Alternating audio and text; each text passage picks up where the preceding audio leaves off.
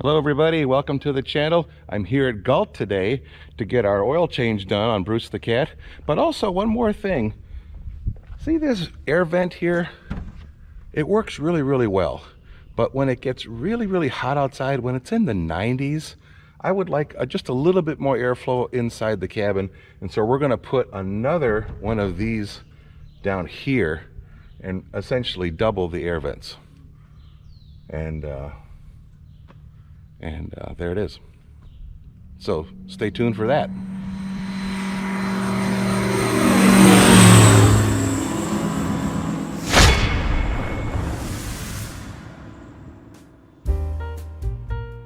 I guess I'm in for a little bit of a wait. Jeremy meets me and says, hey, do you don't have to rush, do you?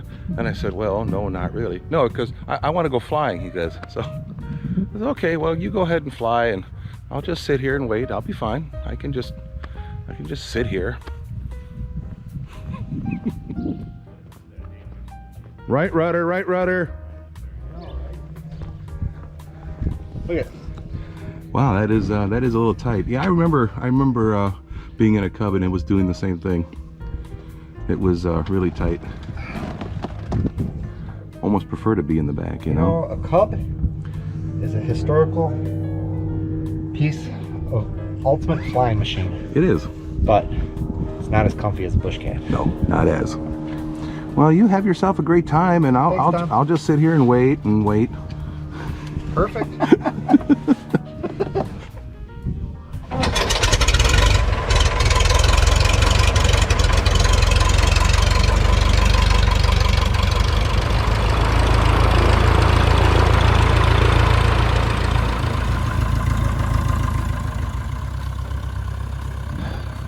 So here I am sitting at the threshold of 09er, just waiting for them to take off and have their fun. And then later, then much later, they're gonna do my oil change and air vents, and yeah. Well, I guess I can film, right? So, hey, iPhone 11 Pro, awesome camera. I've chucked most of my prosumer cameras in lieu of this one because this takes such awesome pictures. And that's what we're gonna do now.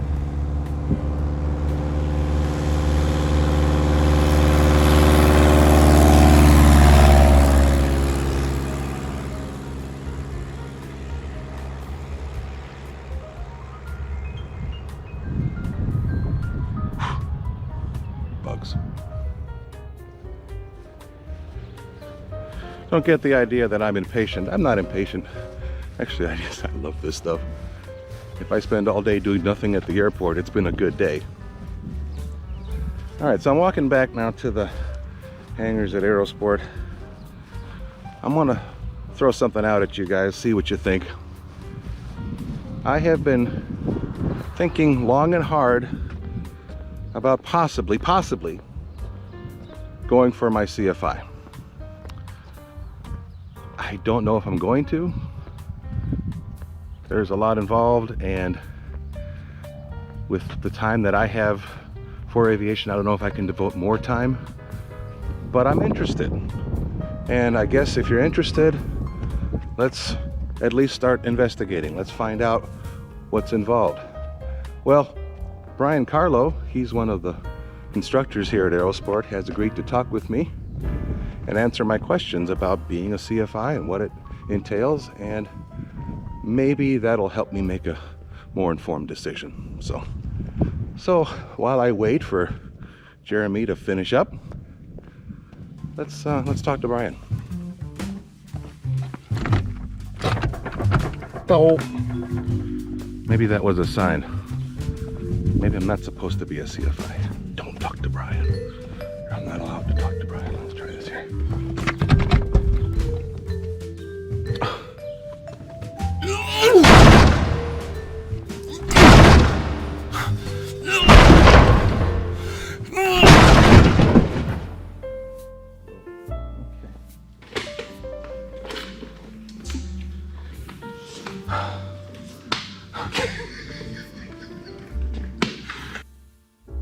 right, Brian, why don't you tell me a little bit about your credentials? I want to make sure you know what you're talking about. Sure. Well, of course, that might be important. I don't want to be wasting my time. I want to be wasting yours if you don't know what you're doing.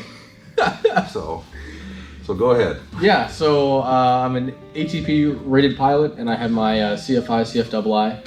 I've been flight instructing for about 3 years now, going on that. I've got about 1,000 hours of dual given time, training anywhere from sport pilot all the way up through flight instructor. So I'll tell you where I am. Sure. I've got about 250 hours flying. Okay. I love so much of it. I can't get enough of it. And I'm thinking as I get older, I might need more money to be able to do this aviation thing if I'm doing this all the time. Sure. And I'm hoping maybe that this might be an avenue for me to do it. However, that being said, I'm not terribly thrilled about sitting in the right seat because that's strange to me. I've done it one time in a Bush Cat and it's very weird. Yep. And I'm not terribly a fan of having students try to kill me all the time. So can you put my mind at ease as to being a CFI? Is it dangerous? Because I'm thinking it's dangerous. No, being a CFI is not dangerous. Of course, there is a certain level of inherent risk that you take, but as long as you're very clear with your students about who's PIC and with exchange of flight controls and everything, it's ultimately up to you to create that safe environment for both you and your student, and to instill them in them going forward in their own aviation journey. So. Do you enjoy being a CFI? I love it.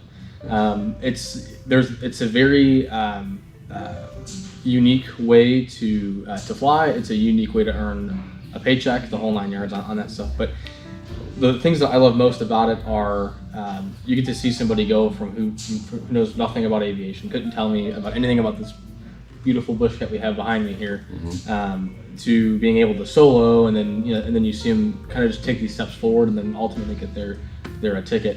I never thought about that, because it was a wonderful moment for me when I passed my check ride. I mean, that was like one of the best days of my life. And I guess it doesn't occur to me, it probably was a really good day for my instructor too. Because in fact, I think I was his first student that went all the way. Nice, very cool. And, it's definitely the flight instructor is always, or at least I personally, I'm always just as excited as the student is after they pass their check ride. It's just great. It takes a lot of time, a lot of energy, a lot of dedication to earn your certificate. So to do it, and it's just great. So what do you think is the greatest challenge to becoming a CFI? Learning how to teach. It's not that you don't know the content, it's that you have to relay that content to somebody in a way that makes sense to them, and it has to be tangible.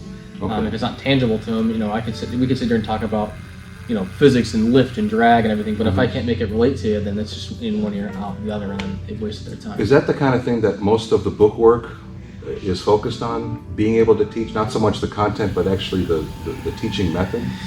Yeah, so there's a couple of things that you'll do. For example, some of the bookwork will cover what's called the fundamentals of instruction.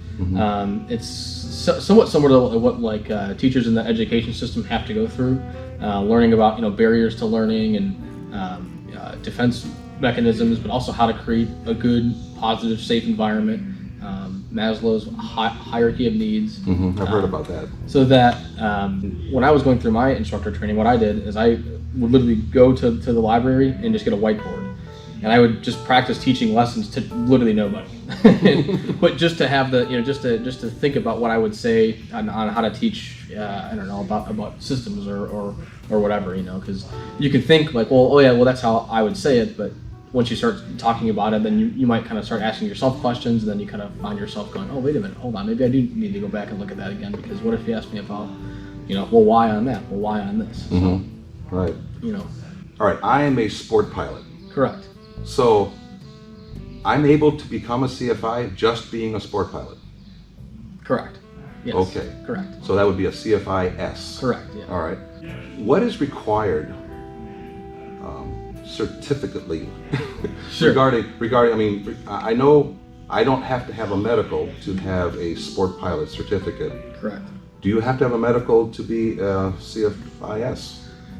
Not that I'm aware of, no. Okay. I believe that they still fall under the rule with the driver's license. That's something I would have to check on and get back to you Okay. about. But yeah, I don't believe they are required to hold a medical or anything because a regular flight instructor can not hold a medical or anything. Okay, so essentially whatever is required for the sport pilot is basically what's required for As far as CFIS. I understand. Yeah. Outside of the different check ride and different information that you have to be accountable for. Yep. Okay. So they call it train to proficiency. So there's no hour requirement, but it's you train until your flight instructor thinks that you're ready to be a flight instructor. So it could take anywhere from 10 hours to 20 hours. It just kind of depends. Most people who are very involved, like you are, and do a lot of flying and really get deep and involved in the knowledge of aviation, tend to kind of be able to get through it a little bit quicker. I'd say, Tom, you're probably looking at about 10 hours of time just to learn how to fly from the right seat and everything. And really, the flying is not really the hard part for you. At this point, you already know how to fly your airplane, but learning how to fly in the right seat, and then now instruct while flying in the right seat and give a lesson is kind of the learning curve there on it. So. What's the ratio between the book work and the flight instruction? You're saying 10 hours. Now that's just 10 hours with an instructor in the airplane? Sure, yeah, Okay. yeah. What else is, so there's got to be something else other than just flying with an instructor. Yeah, so then the book work, so you'll have to pass 2 written tests. So you have two written tests. Yep, there's the FOI and then the FIA. Once you pass both of those, then you'll be done with taking written tests. But I would say personally, at least in my own flight instructor training, about 90% of my time was nose down in the books studying. Yeah, it's a lot of studying, a lot of reading, a lot of asking yourself why. So you're saying it's a lot of work. Yes. It's a lot of work. And you got to be dedicated. Yes. Obsessed? Maybe. All right, well, I got that. Okay, 1 out of 3 ain't bad. The work thing, though, I don't know. Yeah, as far as your actual physical hard requirements go, you have to have 150 hours of total time, which you've got, and then 100 of that has to be in powered aircraft, which you have, right? Right. And then you really just start training in the airplane from the right seat. Start working through maneuvers that you're going to be teaching, things all the way from takeoffs and landings to stalls to steep turns to ground reference maneuvers, all the fun stuff. Basically everything that I had to learn, I just have to learn how to teach that. Yep, exactly. Basically. Exactly. Yep. So okay. Definitely as a CFI, you're going to learn how to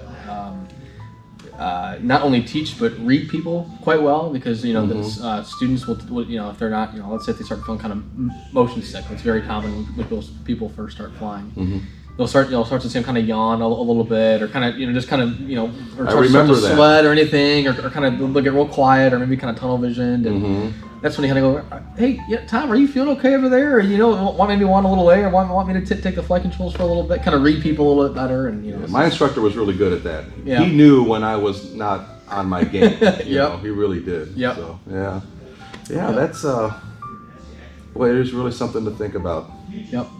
Now you mentioned risk. Yep. Has it ever been scary for you? Did a student ever try to kill you? Did you ever barely get out alive? No, nothing like that. Everybody who I've flown with and that I've trained has all been very safe. And in my own training, I make safety a number one priority from day one. So it's that is the standard to be exceeded on every flight. Of course, we do go over the risk with things like spins and stuff like that. Right rudder is definitely going to be your best friend. Right rudder. I can say that. Right rudder, man. I don't even know. I don't even want to know how many times I've said that word in my life, and how many more I have to go ahead of me here. But but nothing too scary. No. I mean, you'll have stuff where you definitely have to jump in a little bit. Student starts kind of getting off. Let's say power on stalls, and you start to see that nose start tipping towards the left. Like, hey, on that rudder, and that might kind of hook over on you a little bit, and you have to jump on it. But just stuff like that. Yeah.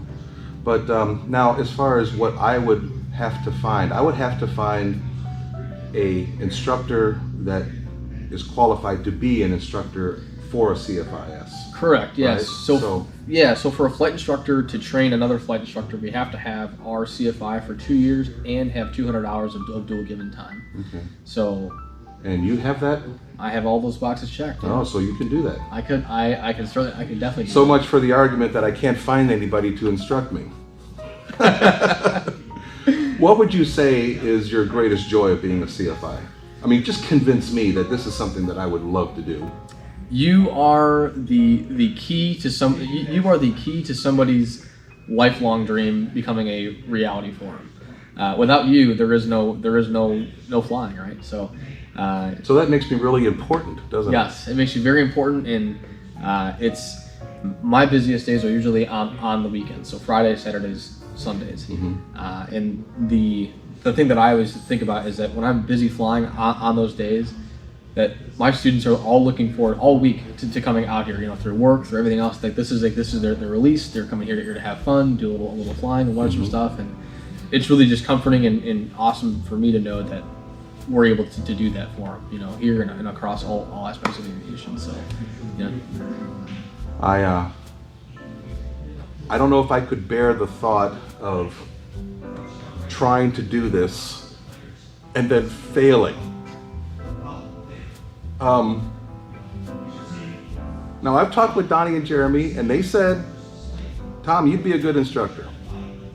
My wife says, Tom, go get your CFI. You'd be good at it. I don't know if that's enough to convince me. If I just had one more voice that would tell me that maybe this is something I could do, I would maybe do it. Tom, Yes? maybe my voice is the one that you're waiting to hear, but you should go get your CFI certificate. You would be an excellent flight instructor. You really think so? I really think so, yes. Wow, I feel so much better about myself. All right, folks, I am going to think long and hard about this. I love to fly. I do love to teach people too. I mean, I kind of do this, outside of aviation. So, yeah, let's think on this, and then we'll let you know. Don't get your hopes up, though, everybody. All right? If I decide not to do this, I don't want to hear any comments. All right? Thank you very much, Absolutely. Brian. Thanks, Tom. I appreciate talking with you, Of course. let's see what happens in the future, shall we? I think absolutely, we should. Do they have a job for me here then? They do, yes. So if I become a CFI, there's a job waiting for me? Yep. And I get to fly in a bush cat? Yep, all day, every day. Boy, there's like no more reasons to say no. Nope, none. Huh, all right. Did you just touch me? I think I need to go wash my hands. Okay, yeah, we need to. Ugh.